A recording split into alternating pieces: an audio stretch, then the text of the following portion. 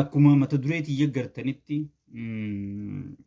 har'a qeeroo galatoonfachuu sigalee qeeroon galatoonfachuu dhufe maaliif gartee har'a wanni har'a nurratti ta'e nama siyaasaan beekne nama humaan beekne nama humaan galleef yoo ta'e malee waan akka saban nurratti ta'e jechuudha.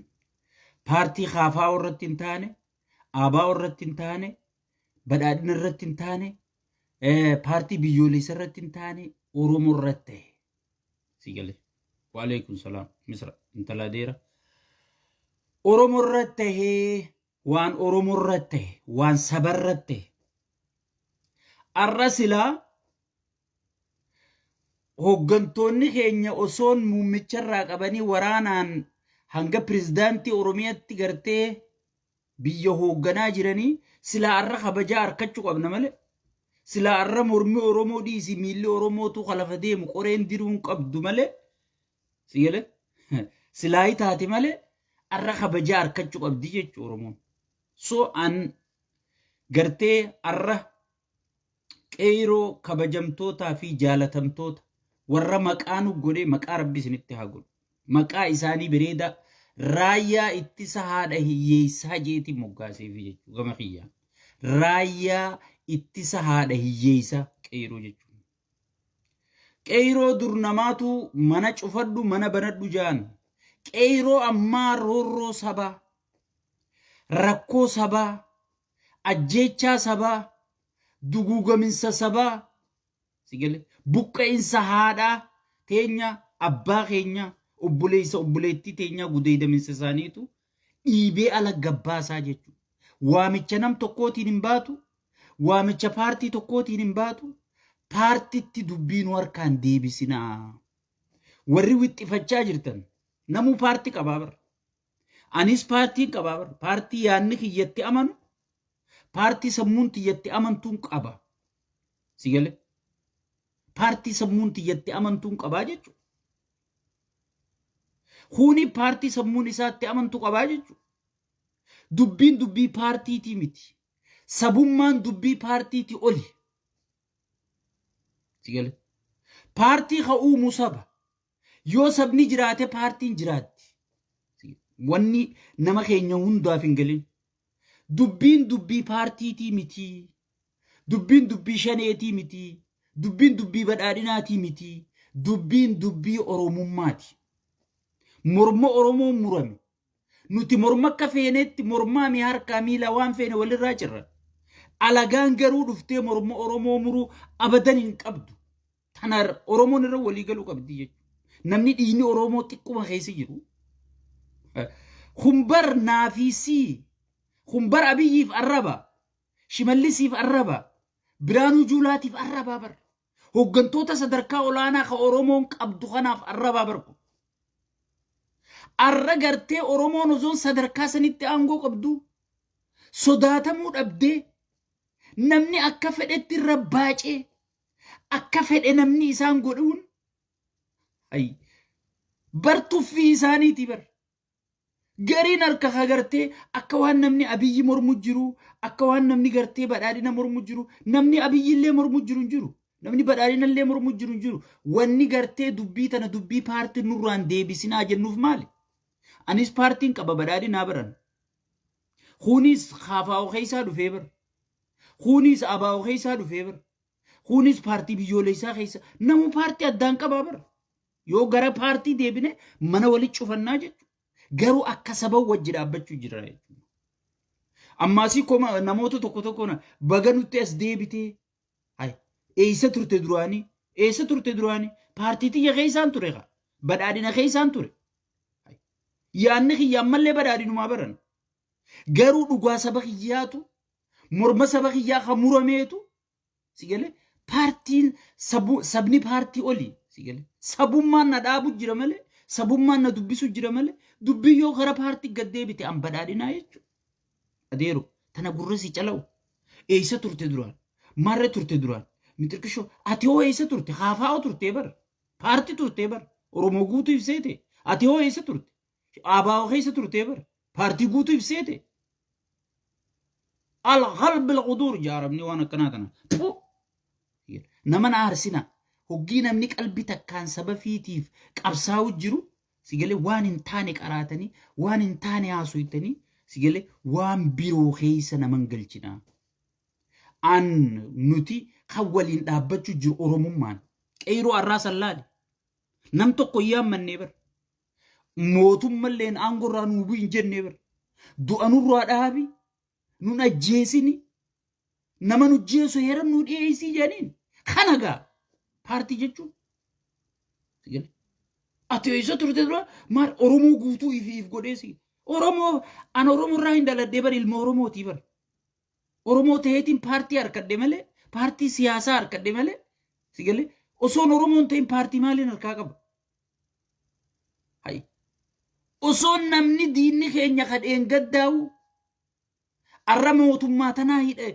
aangorra jira mootummaa teenya aangorra jira mee jara keenya kanan akaalif nu jenne ummanni oromoo ciniinnatee sigalee ciniinnateeti bar oromoon ciniinfatee osoo du'u jiru osoo buqqa'u jiru ilmoo teenya irratti kaanu jee osoon oromoon ciniinfatee taa'u jiruuti sigalee ciniinfatee taa'u jiruuti hay namni biroo dhufee nurraa mataa ciree bar takkaa namni guyyaa shaneen nama fixxu lafaa kee hin kaane guyyaa badhaadhinni nama fixu lafaa kee hin kaane joolluma teenyaan wal fixu jira kadu'e awwaallanneeti ka jiru gorfannaa jedhanii usanii tattaa'u jiranii jechuudha arrammoo alagaa dhufee morma nurraa cire kana gartee akka paartiitti gaddeebiftee xiqqeessuu barbaaddaa jechuudha waan akka saban nurra raawwatan sigalee feetu badhaadhina ta'e feetu kaafaa'oo ta'e feetu kaafataa ta'e feetu kaafattuu ta'e sigalee mirga keeti sun paartii teeti kun garuu akka saban waan nurra dhufee jechuudha waan akka saban nurra dhufee akka sabat dura dhaabbannaa jechuudha waan akka paartiin nu dhufe immoo akka paartii firraa isin dhoorkinaa jechuudha sigalee heeraa fi seera paartii teenya irratti hunduuine firraa isin dhoorkinaa jechuudha kun garuu waan sabummaati jechuudha tanaafi darra sigalee qeeyroos arra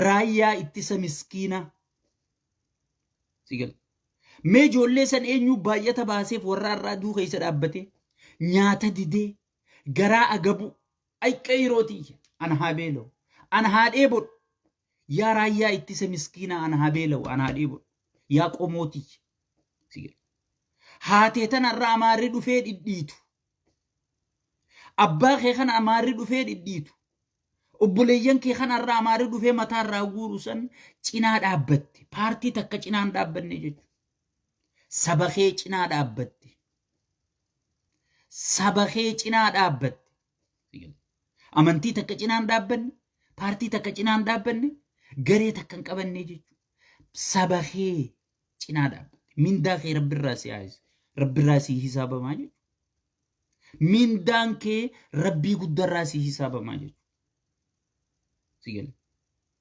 isinillee warri sagalee taatanii sheer gootanii addunyaa guutuu dhageessiftan mindaan keessa rabbirraa isin hisaaba please waan isin kadhu akka obboleessa keessanitti waan kana paartii gaddeebiftanii dhiiga ummata keenyaa kana nu harkaan balleessina dubbiin paartii deebinaan nuti karaa paartii teenyaa gal dubbiin sabummaa saban nurra raawwatan akka sabab falmachaa jirra akka sabatti falmachaa jirra akka sabab falmuu dhiiga keenya baafachuuf qophaawaa jirra jechuudha duraanuu addanu baasanii addanuu hiraniiti paartiin nu qooddatanii kuunichi si ergata kuun asiina ergata jechuudha nuu wal fixa kuunichi kursii eeggata kuunichi kursirra ta'a ismaartii ta'e wanni akka sabummaa si dhuftee fi wanni akka paartii si dhufte wal adda paartiin takka tan oromoon bakka buufattee filatte hin jirtu aabaawanii fi ka'ee oromoo fedhii isaatiin qabsaa'e malee oromoon ka'inaa qabsaa'e jee gaafii san gaafan kaafaawonis sanuma badhaadhinnis sanuma garuu warra ajandaa gaarii walirra qabu ambar wanni badhaadhina galeef badhaadhina keessa seeneef oromoon fayyada dubbiin danda'uuniin saba kiyya tokko godhee saba kiyya fayyadaaf malee waa takkaan irraa fayyadamaa fi miti bar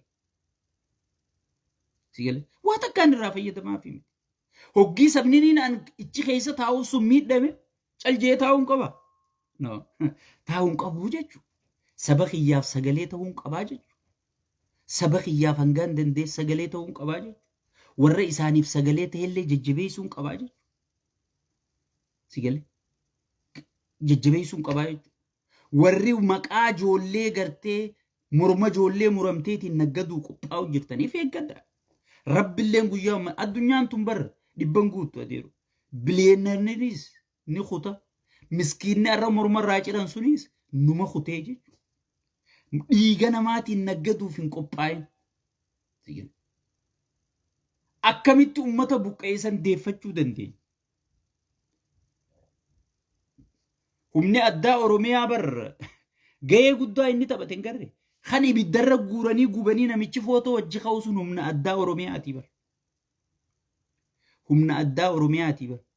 Kan Shimallis rasaasa 5 itti kenne rasaasa 5 hoggii dhawan araarsaa mardaa isaatii wajji walii galanii haa Oromoon lafarraa xiqqaattu haa Oromoon lafarraa dhumtu jees rasaasa 5 itti kenne.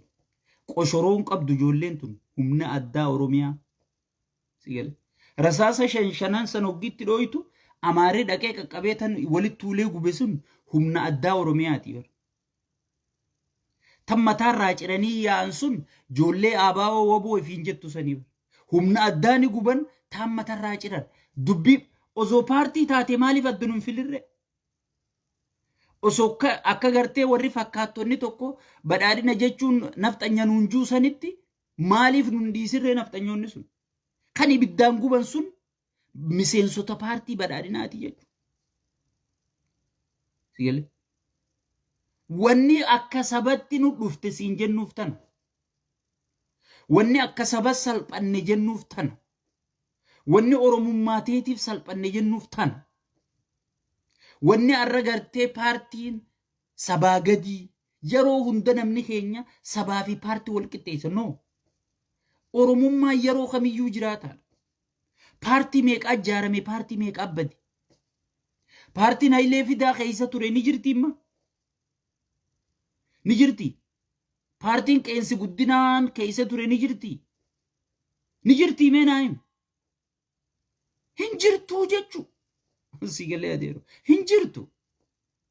Oromoon numa jirti garuu laal. Oromoon numa jirti. ABO'n kuttuus Oromoon numa jirti.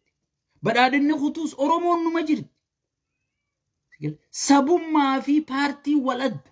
Paartii jechuun waan kutu, waan dhabamu, waan diigamu, waan faca'u. Saba jechuun garuu waan jiraatu. Waan jiraatu. Sabummaan paartiirra qaaliidha. Sabummaan paartiirra qaaliidha. Hogganaanis paartiirra qaaliidha. Sabarra paartiirra qaalii ta'ullee sabarra qaalii miti hogganaan boruu du'aa jechuudha. Fedhonni ganaa jechuudha. So saniifuu waan akka sabummaan nurra gahee akka sabummatti Oromoon tiyya dura dhaabbachuu qabdi jechuudha. Qeeroon arra baay'ee na dinqisiiftan.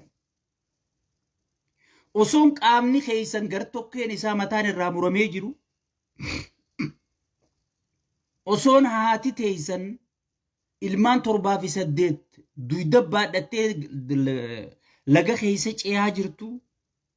Osoo abbaan keessan ibiddaan gubatee qanqaamamaa jiru. Sigalee qanqaamamaa jiru. Obsitanii naamusa guddaa saniin guutamtanii. Nam tokkoon kan hin hoogganamin kaabaa kibba wal dhageessanii. Guyyaa tokko osoo waamichi isin hin godhamin. Laal bartanaaf qeeroon ka ummataati malee ka paartiitii miti ka nam tokkootii miti ka namootaatii miti wanni jennuuf maali? Mee eenyu hiriira kana waamicha godheef? Nobody. Dhiigaa isa butee bakka jiruu ka'e jechuudha Oromoon. Dhiigaa isa butee bakka jiruu ka'e. Naamusaan osoon qabeenya tokko hin barbadeessin. Akkasi baatanii galuu keessaniif galanni kiyyaa fi ka daawwattoota kiyyalleen bakka jirtanitti eeybiti teenya isin haa geessu.